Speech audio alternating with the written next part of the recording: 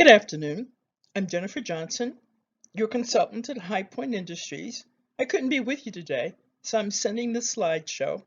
Appreciate your time, efforts, and energy. We'll connect in a couple of weeks. Until then, this is a Mod 3 assignment for Aspen University, Dr. Will Height, Professor, for the course Building Successful Organizations. As we begin, let's start with the agenda. Again, let me welcome you. Thank you for your effort, energy, and time. I want to talk about three basic areas. What's the organizational culture at High Point? What's your thinking about the shared purpose, values, and vision? Then what are some next steps in the process?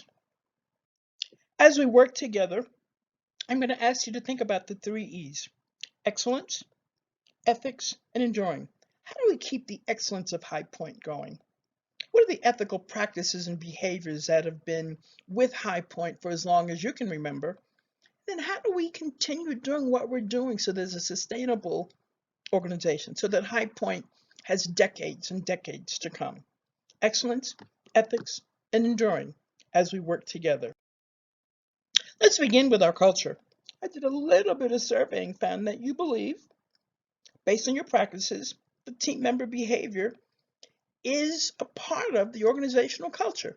How you dress, how you speak, how you treat each other, how you act, all part of that behavior of shared beliefs and values, established by leadership but communicated in many, many ways.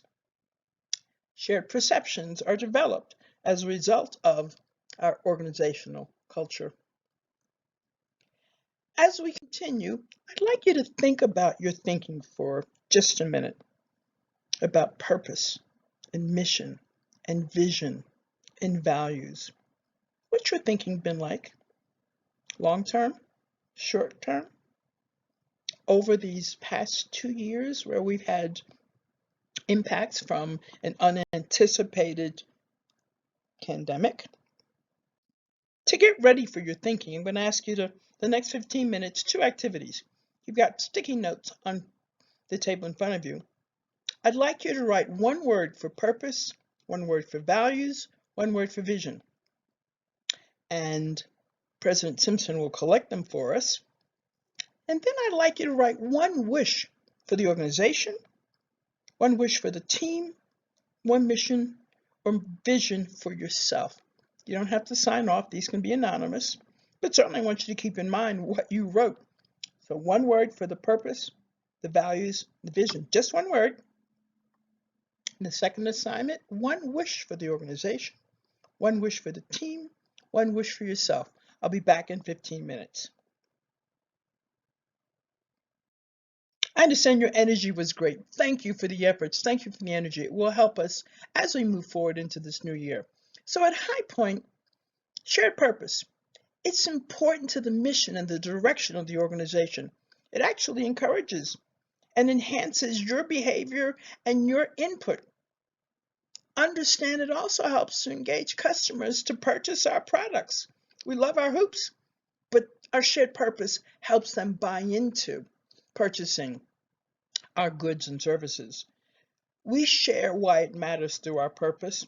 It instills trust and belief and unity. In our shared values, there are a common set of beliefs that are important, that have worth, that are useful. It's actually our guide for behavior. Our shared values motivating factor for driving our actions and our behaviors. And actually, there are 3 values I'd like you to consider: character, work, personal. Character values: exist as a good human being. What is it about yourself that will indicate your character value? Work values: what do you want in a job? What gives you satisfaction? Then personal values: what's important to you? As we look at purpose and value, we also have to consider our vision. It's the anchor of our strategic plan, that comprehensive plan that you've seen for the 3 years, for the 5 years, and for right now, just for the 1 year. It outlines what we plan to achieve. It gives purpose to our existence. It's short, it's simple, and specific to High Point. So let's talk about your thinking. I want you to think about a growth mindset versus a fixed mindset. How many of you know someone that no matter what's going on, they have an attitude that is not very happy, an attitude that sounds condescending, an attitude that sounds like they're not in a good mood?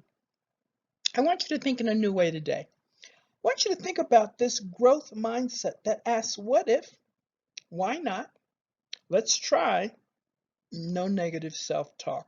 And we all know what that talk is. Can't find your keys, car won't start, what do I do with my checkbook, where's my debit card? No negative self-talk. Instead, I want you to think about beginning a growth mindset. What's a positive assessment you can find no matter what's going on? How do we not make assumptions about what others say or do or believe? How do we effectively communicate? How do we remain authentic? How does that help build our team, our cohesion, and our commitment?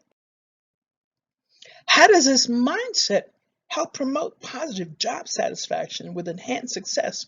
It's transformational. Transaction is fixed, business as usual. Transformational is growth.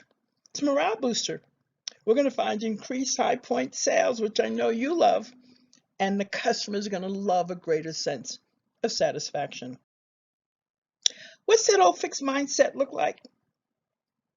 We can't. That won't work. We've already tried that. I'm not interested. I just want to do my job. That fixed mindset, not again. Been there, done that. Heard this before. Who's in charge? Only do what you need to do and leave the rest alone. So how do we make that shift to the growth mindset? Yes, I wonder, maybe, I think, for sure. That's the what ifs, the why not, the let's try, with no negative self-talk.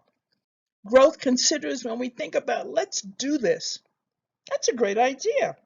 It's possible. Pivot time. Let's focus on what can be.